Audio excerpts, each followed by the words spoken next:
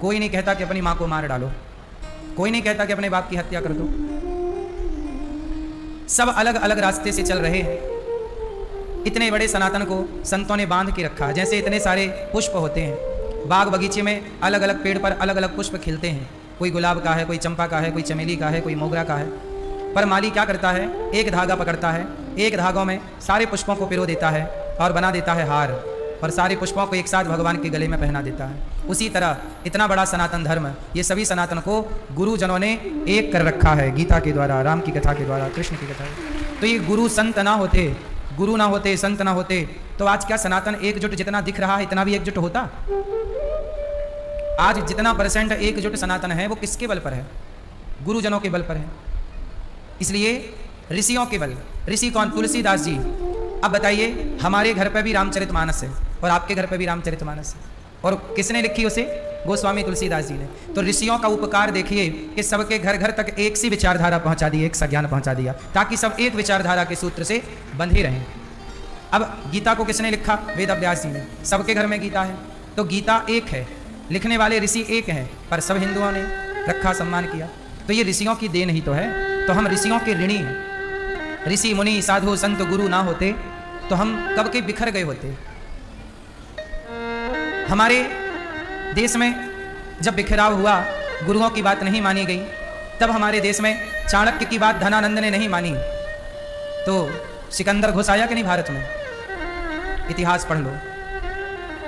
सिकंदर जब आया तो गुरु थे, ऋषि है ना। चाणक्य कौन है? ऋषि हैं, गुरु हैं। ऋषि की बात नहीं मानी धनानंद ने, तो घुस आया। यदि मान के लड़ाई लड़ ली होती, मार दिया होता, तो यह देश मुगलों के हाथ लगता ही ना। तमाम राजा और उनकी रानियां वीर गति को प्राप्त ना होती, आम जनता परेशान ना होती। तो जब जब ऋषियों की बात आप नहीं मानते, जब जब साधु संतों की बात आप नहीं मानते, तब तब आपके जीवन में बड़ा संकट आके खड़ा होता है। उदाहरण से देख लीजिए, चाणक्य का उदाहरण देख लीजिए। हनुमान जी कौन है? संत हैं। कहाँ ही सुना ही बहुविधि सब संता। हनुमान जी रावण को समझाने गए कि बात मान लो, सीता मैया को लौटा दो। जब रावण ने एक संत की बात नहीं मानी और संत का अपमान कर दिया, पूंछ पे आग लगा दी, तो रावण की लंका जल गई कि नहीं? जिसने अपने जीवन में ऋषियों की बात, संतों की बात, गुरुओं की बात नहीं मानी, उनके जीवन को उठाकर देखो परिणाम क्या हुआ। हमारे यहाँ सिख परंपरा को देखिए। सिख परंपरा में 10 गुरु हुए हैं। गुरु नानक देव जी, अंगद जी, और इसके बाद जिनके पुत्रों को दीवार में चुनवा दिया गया, गुरु गोविंद सिंह जी। ये सब गुरु ऋषि ही तो हैं। इनकी बताई बातों को अपनाया और चले तो समाज एकजुट है। आज भी सिख पूरी दुनिया में होते हैं, लेकिन सिख अपने गुरुवाणी पर विश्वास रखते हैं। गुरुवाणी को वो सिर पे धारण करते हैं। वो अपने गुरुवाणी को सिर पे धारण करते हैं। वो अपने गुरुद्वारों पे जाके गुरुवाणी को प्रणाम करते हैं। हमारे गुरु कृष्ण हैं, कृष्णम वंदे जगत गुरुम। तो कृष्ण की वाणी गीता है, तो जितना सम्मान सिख लोग गुरुवाणी का करते हैं, क्या इतना सम्मान हिंदुओं को भगवत गीता का नहीं करना चाहिए? पर विडंबना ये है कि सिखों ने अपने गुरुओं का वचन माना और हिंदुओं ने, सनातनियों ने अपने गुरु के वचनों को नहीं माना। हम सनातनियों का एक ही ग्रंथ है मूल, है तो वेद पुराण, पर मूल है गीता। है तो वेद, पर गीता मुख्य है। वह गीता वेदों का सार है। और गीता किसकी वाणी है? बोलो, गीता किसकी वाणी है? भगवान कृष्ण की। वो कृष्ण भगवान भी हैं और गुरुओं के गुरु भी हैं, योगियों के योगी भी हैं, सब कुछ है वो। पर बात यही है कि जितना सम्मान सिख भाई करते हैं। अच्छा, एक बात और है, सिख भाई भी गुरुवाणी का सम्मान तो करते हैं, पर कुछ सिख भाई ऐसे हैं जो गुरुवाणी का सम्मान तो करते हैं, पर गुरुवाणी को खोल करके कुछ लोग पढ़ते नहीं हैं। ऐसे हिंदुओं में भी कुछ हैं कि गीता का कुछ लोग सम्मान तो करते हैं, पर गीता को खोलकर पढ़ते नहीं हैं। तो सबसे बड़ा सम्मान गुरुवाणी का और भगवद गीता का सबसे बड़ा सम्मान ये है कि आप उसे पढ़ें, यही उसका सबसे बड़ा सम्मान है। और भी बड़ा सम्मान ये है कि पढ़ करके उस मार्ग पर चलें, गुरुवाणी के मार्ग पर चलें, भगवद गीता के मार्ग पर। यह सबसे बड़ा सम्मान है। अब पढ़ते नहीं हैं, उस रास्ते पर चलते नहीं हैं, तो केवल आरती उतारने से क्या हो जाएगा कि आप गीता की आरती उतार रहे हैं? बस आप उसे पढ़िए। जब पढ़ेंगे तो अपार शांति का अनुभव होगा, अपार आनंद का अनुभव होगा। प्रिय भक्तों, वेद व्यास जी ने श्रीमद् भागवत महापुराण की रचना की। इस पुराण में सत्यम परम धीमहि को निरूपित किया वेद व्यास जी ने। कहा, जन्माद्यस्य यतोऽन्वयादितरतस्य चार्थेष्वभिज्ञः स्वराट् तेने ब्रह्म हृदयादिकवये मुह्यन्ति यत्सूरयः तेजो वारिमृदां यथा विनिमयो यत्र त्रिसर्गो मृषा धाम्ना स्वेन सदा निरस्तकुहकं सत्यं परं धीमहि। सत्यम परम धीमहि। ईश्वर कैसे हैं? सत्यम परम धीमहि। ईश्वर सत्य है। आप भी गाते हो, ईश्वर सत्य है, सत्य ही शिव है। ईश्वर सत्य है, सत्य ही शिव है, शिव ही सुंदर है। सत्यम शिवम सुंदरम, सत्यम शिवम सुंदरम। ईश्वर सत्य है, सत्य ही शिव है, शिव ही सुंदर है। सत्यम शिवम सुंदरम।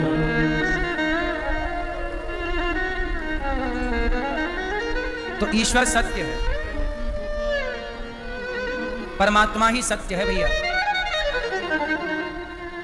अब आप ये ना समझ लो कि आप और हम सत्य। भागवत जी यही सुनाती है, यही सिखाती हैं कि परमात्मा ही सत्य है और संसार जो दिख रहा है ये सब झूठा प्रपंच है। ए छोरा, इतना शोर हो रहा, थोड़ा बंद करा दो।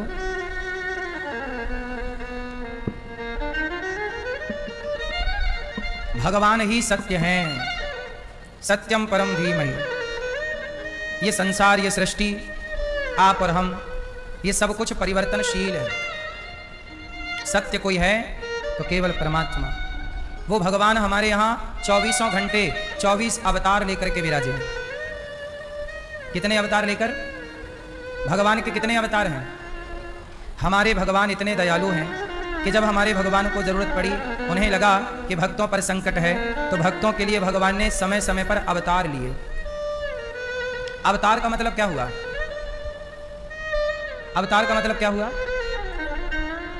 अवतार का मतलब कहते हैं अवतरणिका। अवतरणिका कहते हैं नसैनी को। नसैनी से क्या होता है? उतरते हैं। क्या होता है? भगवान का अवतार हुआ। अवतार शब्द का अर्थ है उतरना। कहाँ उतरना? बैकुंठ से नीचे उतरना।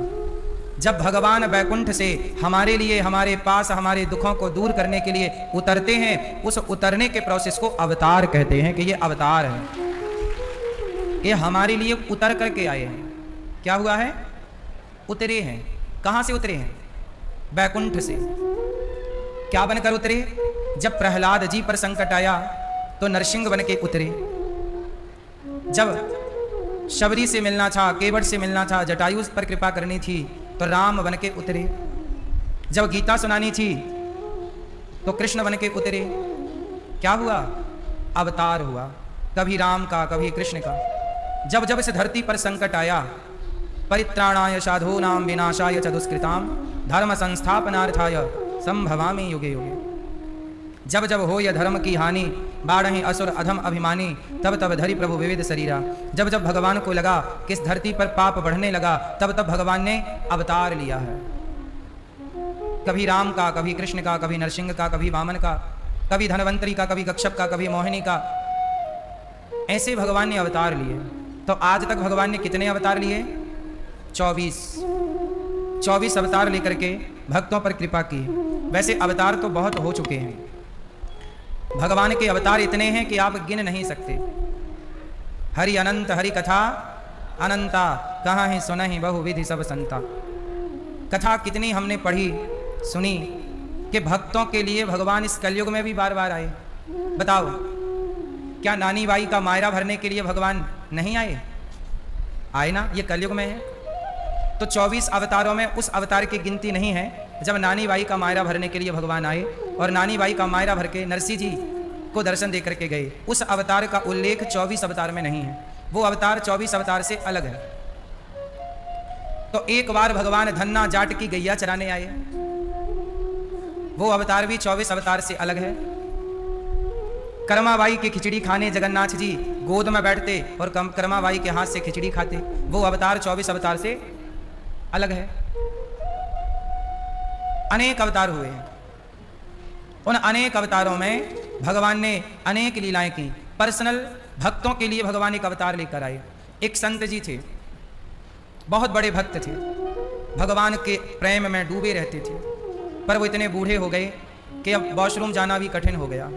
शौच इत्यादि करने जाते तो वो गिर जाते। तब भगवान उनके सेवक के रूप में अवतार लेकर आए कि बाबा अकेले हैं, कौन पकड़ेगा, कौन इनको लेट बात कराएगा, कौन इनकी लंगोटी धोएगा। तो सोचिए, वो जगत का पालनहार, ब्रह्मांड नायक, जिसकी चुटकी बजाने से संसार बन जाता है और प्रलय हो जाता है, जो ब्रह्मा को पैदा करते हैं, वो एक साधु के सेवक बनकर प्रकट हुए और बाबा जी को ले जाते। बाबा जी, मैं आपका चेला हूँ, आपकी सेवा कर दूँ? हाँ भैया कर दो। अब भगवान बाबा को, साधु को भोजन बना के देते हैं, वही नहलाते हैं, वही उनकी लंगोटी धोते हैं, वही उनकी लंगोटी कपड़ा धोते हैं, वही उनके कमरे में पोंछा और झाड़ू लगाते हैं। साधु के संग रहे, पर साधु के संग रहकर जान ना पाए। नर्मदा जी की परिक्रमा कर रहे थे एक संत, 3 परिक्रमा कर ली नर्मदा जी की। नर्मदा जी से कहा, मैया मैंने तो सुना कि तुम्हारी परिक्रमा करने के बाद शंकर जी का दर्शन होता है, मैंने 3 परिक्रमा कर ली, कहाँ दर्शन हुआ? झूठ बोलती हो। नर्मदा जी को डांट रहे हैं साधु जी, झूठ बोलती हो, कहती हो कि जो हमारी परिक्रमा कर लेगा शिव मिलेंगे, साक्षात्कार होगा। हमने तो 3 परिक्रमा कर ली, 4थी चालू है, अभी तक तो मिले ना, हम बुढ़े हो गए, मर जाएंगे। तभी साधु जी ये बोल के घाट में नर्मदा जी को और आगे परिक्रमा में चल पड़े। नर्मदा जी की आगे जब चले तो उनका शरीर बूढ़ा हो गया था। परिक्रमा लगाते थे, चलते रहते थे, एक जगह ठहरते नहीं थे संत। तो उन्हें एक हलवाई मिल गया। बोले, बाबा मैं तुम्हारा सेवक बनूं, तुम्हारा ये झोला मेरे कंधे पे रख दो और मैं तुम्हारा झोला उठाऊं, जहां तुम्हें भूख लगे तुम्हारी भोजन की सेवा करूं। हाँ भैया, एक सेवक की जरूरत थी, तुम बढ़िया चेला बन जाओ, सेवा करना। ठीक है। और वो जो चेला बनने आया वो कोई और नहीं, भगवान शंकर बाबा जी का झोला लेके पीछे पीछे चल रहे हैं। बाबा जी रात को रुके तो शंकर जी उनके लिए भोजन बना रहे हैं। ऐसे करते करते 2.5 साल हो गए, शंकर जी साथ थे 2.5 साल से। शंकर जी कभी लंगोटी धुल रहे हैं, कभी झोला उठा रहे हैं, कभी भोजन बना रहे हैं। 4थी परिक्रमा बाबा जी की पूरी होने को आई। 4थी परिक्रमा पूरी होने को आई तो फिर कहा, अरे नर्मदा मैया 4 परिक्रमा हो गई तुम्हारी, अभी तक तो दर्शन हुआ नहीं। और कह के बाबा जी रोने लग गए। साधु जी ने कहा, हमने तो पूरी जिंदगी तुम्हें दे दी, तुम्हारे चक्कर काटने में लगा दी, क्या अभी भी हम 84 के चक्कर में पड़े रहेंगे? कह के बाबा जी रोने लग गए। और जब रात्रि हुई तो रात्रि में बाबा जी जब सोए तो नर्मदा मैया सपने में आई। बोली, बाबा तू रोता क्यों है? तूने मेरी परिक्रमा लगाई है, तेरी परिक्रमा व्यर्थ थोड़ी जाएगी। ये जो तेरा हलवाई है, पाँव पकड़ लेना कल, वही भगवान है, तेरी सेवा में रहते हैं सालों से। अब बाबा की तो रात को ही आँख खुल गई। और जब आँख खुली तो सपना याद कि नर्मदा मैया आके बोली कि ये हलवाई साक्षात शंकर हैं। अब उठा, साधु जी उठे और ढूंढे हलवाई कहाँ सो रहा है। यहाँ वहाँ देखा तो जहाँ साधु पड़े थे, साधु जी के पाँव के पास वो हलवाई कहाँ सो रहा था? साधु के चरणों में, बिल्कुल जमीन पर बोरा बिछा के। साधु जी उठे और पाँव पकड़ लिए, हे प्रभु क्षमा कीजिए, आपने बड़ी सेवा की, आपने मेरा झोला उठाया, आपने मेरी लंगोटी धोई, आप क्षमा करो भोलेनाथ। हलवाई उठा रहे, गुरुजी आप क्या कर रहे हैं? मैं आपका चेला हूँ। नहीं आप ना छिपाओ, नर्मदा मैया ने बता दिया कि आप भगवान शंकर हो। भगवान मुस्कुराए, बता दिया नर्मदा जी ने। अब प्रभु दर्शन दो। तब भोलेनाथ प्रकट होकर साक्षात दर्शन देते। चरणों में गिर पड़े साधु जी, प्रभु क्षमा कर दो, बड़ा अपराध हुआ, जाने अनजाने में हमने आपको डांटा, आपको हमने कितनी बार डांटा होगा, कितना काम कराया, हे प्रभु क्षमा कर दो। अब ये बताओ, आप ये कैसे कह सकते हैं कि आपकी सेवा में जो है वो ईश्वर नहीं है? इस संसार में कोई आपका निस्वार्थ भाव से सेवक भी हो तो समझ लेना कि आप यदि सच्चे अच्छे प्रेमी हैं और आज के इस कलिकाल में कोई निस्वार्थ आपकी सेवा कर रहा है तो वो कोई इंसान नहीं हो सकता, भगवान ही आपके आसपास होते हैं, पर आप पहचान नहीं पाते। ना जाने किस रूप में नारायण मिल जाए, कोई भगवान शंख चक्र लेके थोड़ी प्रकट होंगे किलो में आ गया, पहचान लो। भगवान के अवतार कितने हैं आप पृथ्वी के धूल कण गिने जा सकते हैं, पृथ्वी के धूल कण गिने जा सकते हैं, पर भगवान के अवतार गिने नहीं जा सकते। कितने अवतार हैं जो भगवान के भक्त हैं। भक्तमाला में एक कथा है, कोई गरीब ब्राह्मण था, बेचारा बड़ा गरीब। वो सबसे कहता कि भैया मेरे को कथा सुनानी आती है, आप मेरे से कथा सुन लो, थोड़ी सी दक्षिणा दे देना, हमारे घर में बच्चे बड़े भूखे हैं। पर बाबा साथ वो ब्राह्मण की कथा कोई ना सुने। बोले हम आपको कथा सुना दें, आप थोड़ी सी हमें दक्षिणा दे देना तो हमारा रोटी का जुगाड़ हो जाएगा। कोई ना सुना। और वो ब्राह्मण केवल ब्राह्मण था, बात सही है, वो बहुत बड़ा भक्त भी था, भले कितना भी बड़ा भक्त हो, पर रोटी तो चाहिए कि नहीं भक्त को भी। अब वो ब्राह्मण मंदिर गया, राम जी का मंदिर था, हनुमान जी भी थे। राम जी से कहा प्रभु और तो कोई कथा सुन नहीं रहा है, ऐसा करो आप ही सुन लो, हम आपको ही सुनाते हैं। तो वो पंडित जी बड़े सरल थे, सीधे थे, भगवान की कथा सुनाते ही नहीं थे, वो कथा हृदय में उतारते थे और भगवान से बहुत प्रेम करते थे। पैसों की वैसे उनको ज़रूरत नहीं थी, पर बच्चे छोटे हैं तो रोटी तो उनको चाहिए। भाई कोई भी बाप हो अपने बच्चों को भूखा तो नहीं देख सकता। तो पंडित जी ने भगवान से ही कहा कि प्रभु कोई व्यक्ति तो सुन नहीं रहा है कथा, एक काम करो आप ही सुन लो। तो पंडित जी कथा सुनाने लगे। कथा हुई राम जी की 9 दिन की। एक दिन की कथा सुनी, कोई नहीं था वहां, कोई श्रोता नहीं थे। मंदिर में केवल राम जी थे, लक्ष्मण जी थे, सीता मैया थी और हनुमान जी थे। राम लक्ष्मण जान की जय बोलो हनुमान की। 4 श्रोता थे, हनुमान जी, लक्ष्मण जी, राम जी और सीता मैया। चारों को कथा सुनाई कि आप ही हमारे यजमान बन जाओ और सुनो। पहले दिन की कथा हुई, कोई नहीं आया। दूसरे दिन की कथा हुई, कोई नहीं आया। पर पंडित जी ने बड़ी श्रद्धा से, अब उनको लगा कि चलो पैसे वैसे तो मिलने नहीं हैं, पर कथा भगवान को सुनेंगे तो पुण्य मिलेगा, पैसा भले ना मिले भैया पुण्य तो मिले। पंडित जी कथा सुनाए। आज कथा का 9वां दिन था,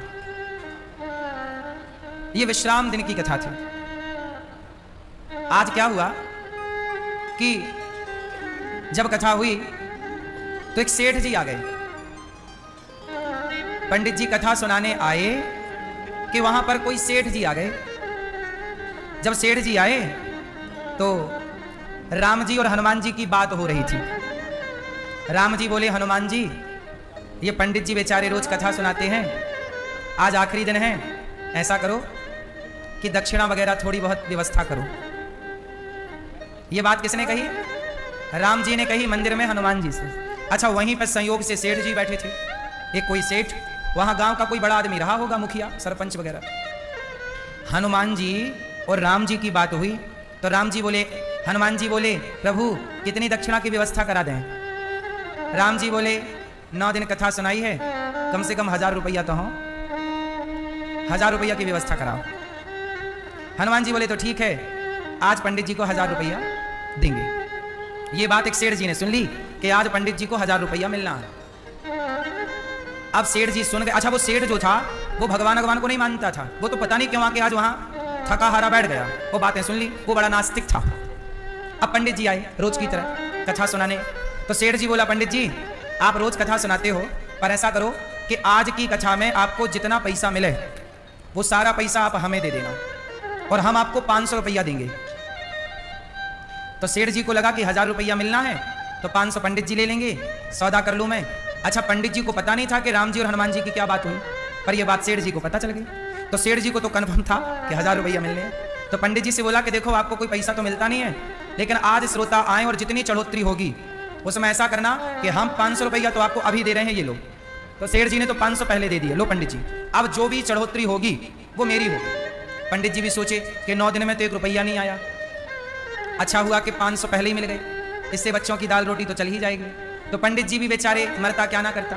पंडित जी बोले पता नहीं 9 दिन में जब 1 रुपया नहीं आया 8 दिन में तो आज भी आएगा, इसकी क्या गारंटी है, पर सेठ जी 500 पहले ही दे रहे हैं तो बढ़िया।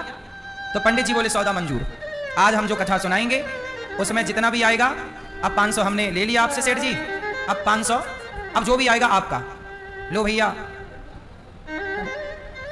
कथा हो गई पूरी, कोई नहीं आया। सेठ जी को बड़ी गुस्सा आई, हे भगवान ये देवता भी झूठ बोलते हैं।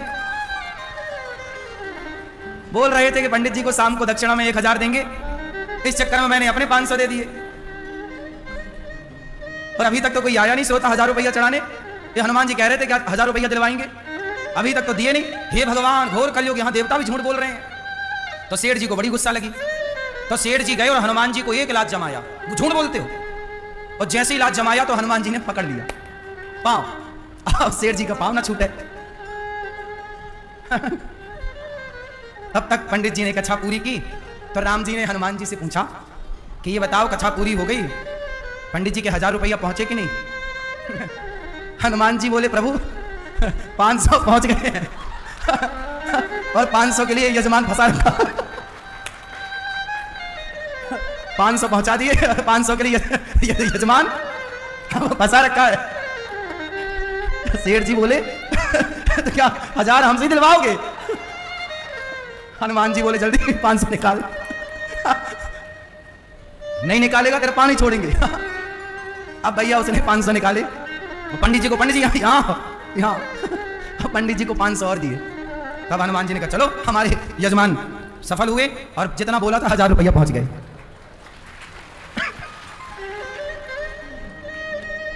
हनुमान जी बोल रहे हैं कि यजमान फंसा रखा है। 500 दिला दिया हूं, अभी 500 और। इसका मतलब यह हुआ कि भगवान अपना कोई भी काम करते हैं तो आपसे और हमसे करवा लेते हैं, और जब हमसे और आपसे करवाएं, अब आप लोग गौरी गोपाल आते हो और आप दान करते हो यहाँ माताओं के लिए, अन्न क्षेत्र के लिए, गुरुकुल के लिए, तो आपको क्या लगता है आप दान करते हो?